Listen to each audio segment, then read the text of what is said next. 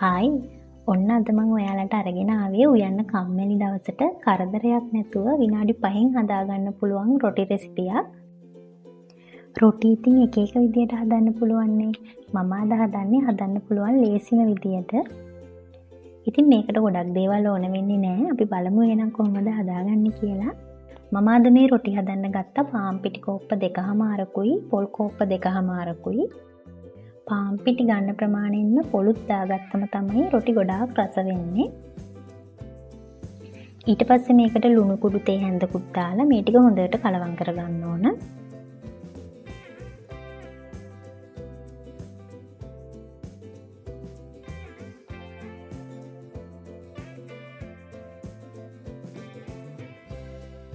ඊට පස්සේ ඇල් වතුර ටික ටික දාලා වාජනයේ තියෙන සේරම පිටි මෙන්න මේ වගේ එක ගුලියකට එනකම් මේ පිටි මිශ්‍රණය හොඳට අනා ගන්න.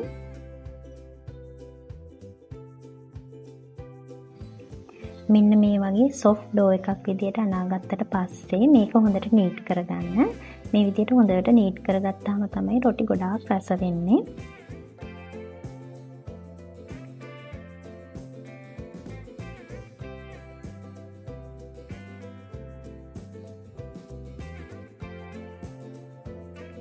ඊට පස්සේ මේ වගේ බෝලවලට කඩාගෙන තෙල් ටිකක් ගාලා ටික වෙලාවක් ඒක වහලා තියන්න.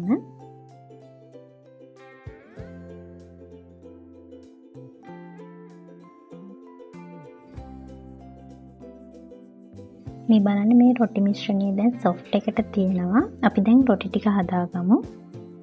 රොටි හදන්න මම මෙන්න මේ වගේ තැටියක් තමයි ගන්නෙ. මේ වගේ තැටියක් ගත්තාම රොටිය ලස්සනට රවුමට හදාගන්න පුළුවන්.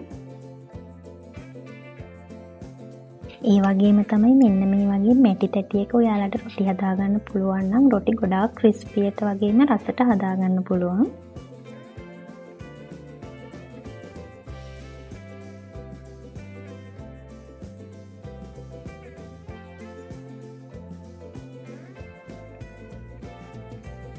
ඔන්න මේ තියෙන්නේ මම හදාගන්නපු රොටි ටික. මේ ගත්ත ප්‍රමාණයෙන් මම රොටි 6ක් හදාගත්තා.